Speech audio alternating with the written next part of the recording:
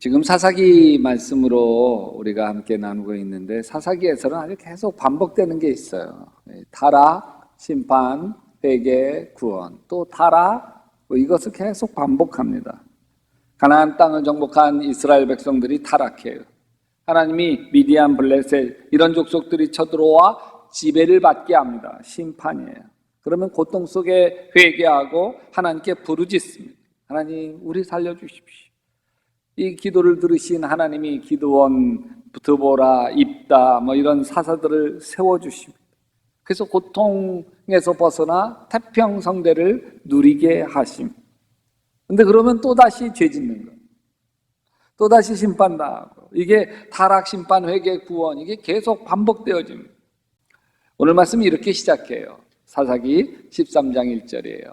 이스라엘 자손이 다시 여호와의 목전에 악을 행하였으므로 여호와께서 그들을 40년 동안 블레셋 사람의 손에 넘겨주니라. 하나님 눈앞에서 악을 행하는 게 타락이고, 블레셋 손에 넘겨지는 것이 심판인 것이죠. 이때 마노아라고 하는 사람이 있었어요. 아내에게 아기가 생기질 않네요. 이제 다 포기했을 즈음에 아내에게 천사가 나타나서 이렇게 얘기해요. 내가 임신하여 아들을 낳을 것인데 그 아이의 머리에 면도칼을 삭도를 대어서는 안 된다. 그 아이는 모태서부터 이미 하나님께 맞춰진 나실 사람이기 때문이다. 바로 그가 블레셋 사람의 손에서 이스라엘을 구하는 일을 시작할 것이다. 얼마나 좋아요. 하나님이 아기를 주신다는데 그 아기가 특별한 아기라는 거예요. 좋아서 남편 마누에게 말합니다. 여보, 천사가 나타나서 임신해서 나 아기를 낳을 건데 나보고 포도주 마시지 말고 부정한 거 먹지 말고, 이 아이는 태어나면서 죽는 날까지 하나님께 맞춰질 나실인 된다고 했어요. 여기에 이 히브리 단어 나실, 또 이걸 나지로 이렇게 얘기하는데, 거룩하게 구별된 사람. 이 나실이는 어떻게 거룩하게 구별되어야 하는지 민수기 6장에 나와요. 하나님 앞에 세 가지를 지켜야 돼. 첫째는 포도주나 포도를 먹으면 안 돼. 포도나무에서 난 거 포도즙도 안 되고 건포도도 안 돼. 둘째는 머리를 깎아서는 안 돼. 셋째는 죽은 사람이나 죽음에 손대서는 안 돼. 이 아내가 아기를 낳았습니다. 그 아기가 삼손이에요. 삼손은 아주 힘센 장사죠. 아주 천하장사, 우람한 청년이 되었어요. 근데 블레셋 여인을 보더니 홀딱 반했어. 부모님에게 그 여인과 결혼하게 해달라고 간청을 해요. 부모님이 말리죠. 야, 왜 너는 할례도 받지 않는 블레셋 사람을 아내로 맞으려고 하느냐. 그래도 자기 뜻을 굽히지 않아요. 나 그 여자에게 한눈에 반했어. 나 그 여자 없으면 못 살겠어. 마누아는 아들이 불안하죠. 하나님께 드려진 아들인데 이방 여인이라니. 그래도 어떻게 해요? 아들이 너무너무 사랑한다는데 할 수 없이 블레셋 여인을 아내로 맞이하기 위해서 블레셋으로 갑니다. 근데 포도원에 갑자기 사자가 나타나 으르렁거리면서 덤비죠. 그 사자를 삼손이 막 염소 새끼 찢는 것처럼 찢어버려요. 그러다가 삼손이 다시 그 얼마 뒤에 가보니까 죽은 사자 몸에 막 벌떼가 잔뜩 붙어 있는 거예요. 그 벌떼를 쭉 보니까 거기에 꿀이 잔뜩 있네요. 그 꿀을 따서 먹고 그 부모님에게도 갖다 주었습니다.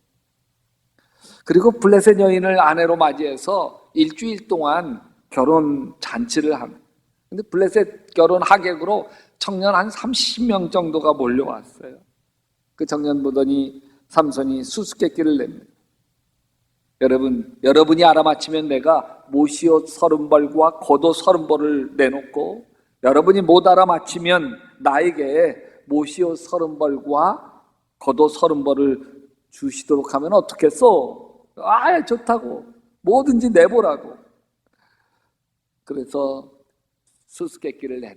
먹는 자에게 먹는 것이 나오고 강한 자에게서 단 것이 나왔다. 뭘까? 이 사자에게서 꿀을 따먹은 것을 수수께끼로 낸 거죠. 일주일 안에 풀어야 되는데 도저히 풀 길이 없어. 근데 지금이야 겉옷 30벌 이런 게 크게 아니지만 이때 당시에 겉옷 그러면 이게 이불이기도 하고 옷이기도 하고 막 하나 가지고서 막 살아갈 때이기 때문에 이게 30벌이 보통이야. 큰 돈이 아니에요. 그래서 30명의 청년이 큰 돈 잃게 생겼으니까 아예 신부 집에 가서 이 수수께끼 해답을 알아오지 않으면 이 집을 그냥 다 불태워버리겠다고 협박을 합니다. 신부가 큰일 났어요. 삼손의 아내는 삼손에게 울면서 말합니다. 삼손, 당신은 나를 미워할 뿐이지 사랑하지 않아요. 그러니까 수수께끼 해답을 나에게 가르쳐주지 않는 거죠. 그러면서 달걀떡 같은 눈물을 뚝뚝 흘려요. 삼손이 여자 눈물에 약하잖아. 해답을 말해주고 막 마지막 날 청년 30명 의기양양하게 수수께끼 정답을 말합니다. 무엇이 꿀보다 더 달겠으며 무엇이 사자보다 더 강하겠느냐. 삼손이 성질이 나서 펄떡 일어나면서 나의 암소로 밭을 갈지 않았더라면 이 수수께끼의 해답을 어찌 찾았으랴. 약속은 약속이니 내가 옷 30벌을 내겠다. 그래서 삼손이 옆마을로 가가지고 30명을 쳐 죽이고 그 옷 뺏겨다가 줍니다. 그리고 몹시 화가 나서 휑하니 혼자 집으로 가는. 장가가러 왔으면 아내 데리고 가야 되는데 그냥 혼자. 얼마 뒤에 화가 풀린 삼손이 아내를 찾아갑니다. 장인어른 아내 찾으러 왔습니다. 깜짝 놀라. 여보게, 자네가 휑하니 가버리는 바람에 이미 다른 남자에게 시집 보냈네. 삼손, 그 동생이 언니보다 훨씬 예쁘니 부디 그 동생을 아내로 데려가게. 삼손이 머리가 화가 끝까지 나가지고서 여우 300마리 꼬리에 횃불을 불을 붙여가지고서 블레셋 사람 곡식밭을 막 그쪽으로 내쫓습니다. 그러니까 막 불 달고 여우들이 뜨거워서 이리 뛰고 저리 뛰면서 온갖 블레셋 들판에 있는 그 곡식들을 다 불태워버리고 막. 그러자 화가 난 블레셋이 삼손에게 쳐들어옵니다. 삼손이 당나귀 뼈 가지고서 1000명 블레셋을 쳐 죽입니다. 그러다가 삼손이 또 어떤 여자를 사랑하는데 그 유명한 들릴라예요. 미모의 여인이에요. 이 괴력의 삼손이 이 여인에게 푹 빠진 것을 안 블레셋 사람들이 이 들릴라에게 제안을 합니다. 삼손의 괴력이 어디서 나왔는지 그거 알아내기만 하면 그러면 은 1100세겔을 주겠다. 지금으로 이걸 환산하고 계산하면요 약 한 4, 5억 정도 되는 돈이에요. 그러니까 평생 팔자 고칠 만한 돈을 주겠다는 거예요. 드릴라가 삼손과 사랑을 나누면서 캐묻습니다. 당신의 그 엄청난 힘은 어디서 나오죠? 한번 같이 해볼까요? 시작. 당신의 그 엄청난 힘은 어디서 나오지요? 애교를 부리며 묻는 이 여인에게 말합니다. 마르지 않는 푸른 칡 700기로 나를 묶으면 내 힘 빠져서 여느 사람처럼 되지. 그래서 들릴라가 그렇게 삼손을 묶고 잠든 삼손 묶고 나서는 블레셋 사람이다 소리치니까 삼손이 벌떡 일어나더니 밧줄을 툭 끊어버리고 어디? 그럼 삼손 자기가 날 속였다고 왜 날 놀리냐고 진짜로 말해보라고 너무 궁금하다고 한 번도 쓰지 않는 새 밧줄 그걸 나를 꽁꽁 묶으면 내가 힘이 빠져서 여느 사람처럼 되지. 들릴라가 새 밧줄을 갖다가 묶은 뒤에 고온이 잠들어 있는 삼손에게 블레셋 사람이다 소리치니까 벌떡 일어나가지고서 밧줄을 막 시루라기 끓는 것처럼 끊어버립니다. 이런 걸 한 번 더 해요. 다른 걸로. 화가 난 들릴라가 말합니다. 당신은 마음을 내게 털어놓지도 않으면서 어떻게 나를 사랑한다고 말할 수가 있어요. 그러면서 날마다 졸으니 환장하겠어요. 그래서 진실을 말해줘. 나의 머리는 면도칼을 삭도를 대어본 적이 없는데 이것은 내가 모태에서부터 하나님께 바쳐진 나실 사람이기 때문이에요. 내 머리털을 깎으면 나는 힘을 잃고 약해져서 여느 사람처럼 될 것이요. 결국 머리털이 깎이고 블레셋 사람에게 잡혀서 두 눈이 뽑히고 다곤 신전에서 노쇠고랑 차고 연자맷돌을 돌리는 신세가 됩니다. 삼손 얘기를 보면요, 야, 나실인이 맞나? 사사가 맞나? 완전히 실패한 나실인이고 실패한 사사예요. 삼손 자기 멋대로예요. 부모 반대 무릅쓰고 이방 여인을 아내로 맞이했던 것에서 이방 여인 들릴라에게 푹 빠져서 두 눈 뽑히고 연자맷돌 돌리는 비참한 신세 되기까지 나실인으로서 아주 철저하게 실패합니다. 근데 여기 삼손 이야기를 보면 두 가지 이야기가 겹쳐 있어요. 모든 사사들 이야기가 맨 끝이 이렇게 끝나요. 입다는 사사로 6년 동안 지냈더라. 기드온은 사사로 40년 동안 지냈더라. 삼손 얘기도 그렇게 15장 20절에 블레셋 사람의 때에 삼손이 이스라엘 사사로 20년 동안 지냈더라. 여기서 끝나야 돼요. 근데 그 다음 장으로 넘어가면서 또 삼손 이야기가 계속되어지는데 삼손과 드릴라 이야기예요. 그리고 그 이야기 끝에 다시 반복합니다. 삼손이 이스라엘 사사로 20년 동안 지냈다. 전반부 사사기 나오는 13장, 15장 이야기나 후반부 16장 이야기가 다 타락한 삼손 이야기처럼 보여요. 그런데 전반부 이야기에는요 전혀 다른 것이 있어요. 삼손이 부모님에게 블레셋 여자 중에 반한 여자 있다고 아내 삼게 해달라고 조릅니다. 왜 이방 여인과 하냐고 삼손을 말리는데 성경은 이렇게 얘기해요. 그의 부모는 주님께서 블레셋 사람을 치실 계기를 삼으려고 이 일을 하시는 줄을 알지 못했다. 하나님이 다 계획하셔서 하나님이 함께 하셔서 하는 일이라는 거예요. 제멋대로 하는 것 같지만 또 나실이는 포도 근처에도 가면 안 돼요. 근데 삼손이 포도원에 갔다가 사자를 만나. 이때도 여호와의 영이 삼손에게 강하게 임하니 하나님이 함께하고 있는 거예요. 또 당나귀 턱뼈로 블레셋 1000명을 죽일 때에도 여호와의 영이 삼손에게 갑자기 임하매. 그래서 전반부 삼손 이야기에는 하나님이 있어요. 물론 이때도 나실인 서약을 어긴 게 많아요. 이 여자 저 여자 품에 안으면서 타락한 길 걸었어요. 근데 이때까지 삼손은 여전히 하나님을 의지했고 여전히 하나님이 힘을 주셨고 여전히 강했어요. 이게 전반부 삼손. 여기로 끝났어야 돼. 근데 후반부 삼손으로 넘어갑니다. 후반부 16장 삼손 이야기에는 하나님의 이야기 쏙 빠졌어. 하나님의 영이 삼손과 함께 하지 않아요. 삼손이 어느새 자만하기 시작합니다. 여러분, 들릴라가 한결같이 삼손에게 캐물은 말이 있죠. 당신의 그 엄청난 힘은 어디서 나오지요? 계속되는 반복하는 그 말에 어쩌면 자기 내 근육의 팔뚝, 딱 벌어진 어깨, 늠름한 키, 그리고 이 초콜릿 복근, 한 여인을 만족시키는 자기 근육질 몸매에 어쩌면 그 힘이 있을지 모른다는 자만이 생기기 시작합니다. 삼손 마음 안에 머리 깎아본 적은 없지만 머리 깎인다고 힘이 빠질까? 의구심이 생겼을 거예요. 왜냐하면 나실인으로 서약했지만 자기가 사실 어긴 게 한둘이 아니잖아요. 아니, 포도주에 취한 적이 한두 번인가요? 죽은 시체 만진 게 한두 번인가요? 30명 쳐 죽이고 옷을 빼앗을 때 수십 번 시체를 만졌지. 그래도 내 힘 약해진 적이 없었잖아.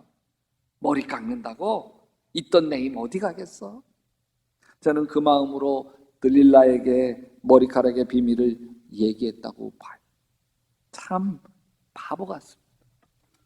들릴라가 삼손을 자기 무릎에서 잠들게 하고 삼손 머리를 깎아. 그리고 나서 들릴라가 소리를 칩니다. 삼손! 블레셋 사람이 들이닥쳤어요. 소리쳤어요. 삼손은 잠에서 벌떡 일어나 내가 이번에도 지난번처럼 뛰쳐나가 힘을 떨쳐야지. 근데 성경은 이렇게 말, 주님께서 자기를 떠나신 것을 미처 깨닫지 못하였다.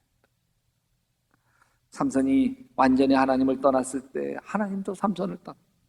하나님이 떠나시니까 괴력도 함께 떠나. 여러분, 사랑으로 시작했던 가정이 흔들리기 시작할 때에 조용히 믿음이 나를 떠난 것은 아니죠. 주님을 의지하는 마음이 나를 떠난 것은 아닌지.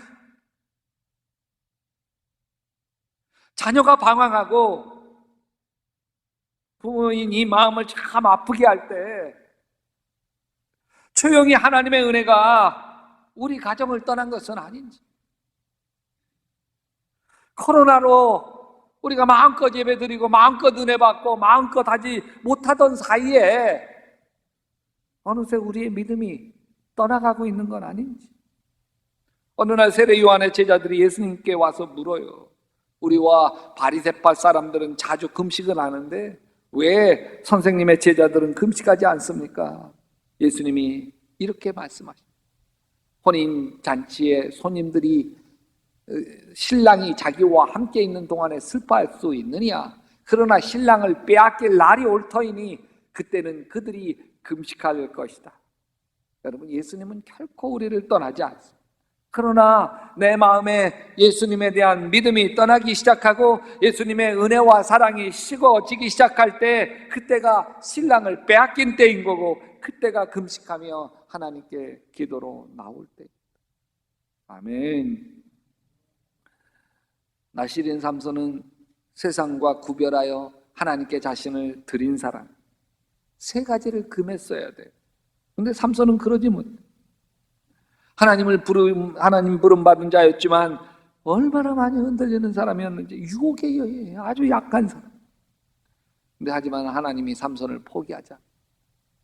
삼손은 넘어질 때마다 하나님 앞에 엎드리죠. 하나님은 유혹에 약하고 실수가 많은 삼손을 사용하셔서 하나님의 뜻을 이루잖아요.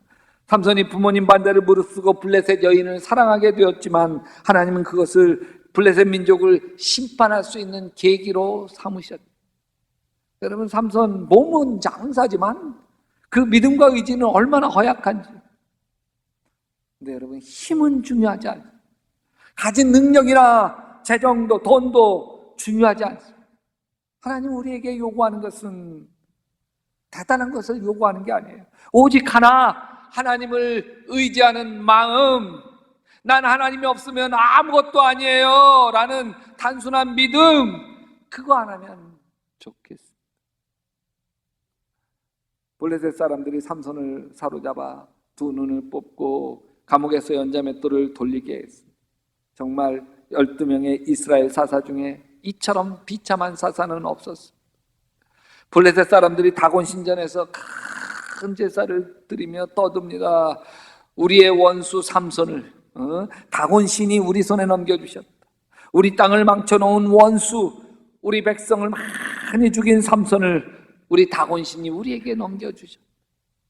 이 조롱 속에, 이 비참함 속에 삼손이 다시 하나님을 의지하고 내 힘이 아니었구나, 하나님이 내 힘이셨구나. 아멘. 하나님 떠나면 나는 아무것도 아니구나. 아멘. 삼손 안에 믿음이 다시 자라기 시작합니다. 그러자 삼손의 힘도 조금씩 회복되기 시작하는데 이것을 성경은 이렇게 표현합니다. 같이 하십시다. 그러나 깎였던 그의 머리털이 다시 자라기 시작하였다. 블레셋 사람들이 자기들의 다곤 신전에서 술을 마시며 노사슬로 묶인 두 눈 멀어버린 삼손을 끌어내서 재롱을 피우게 합니다. 다곤 신전 안에 수많은 블레셋 지도자들, 방백들, 막 도지사 장관 다 모였을 때에 삼손이 하나님 앞에 마지막 기도를 올려드립니다. 마지막 자존심, 하나님 앞에 부끄러웠던 걸 다 털어버리기 위한 기도, 자신의 두 눈을 뽑은 블레셋 사람에게 복수하기 위한 마지막 기도를 드립니다. 같이 한번 읽어볼까요? 하나님, 이번 한 번만 힘을 주시기를 바랍니다. 나의 두 눈을 뽑은 블레셋 사람들에게 단번에 원수를 갚게 하여 주십시오. 하나님, 이번 한 번만 힘을 주세요.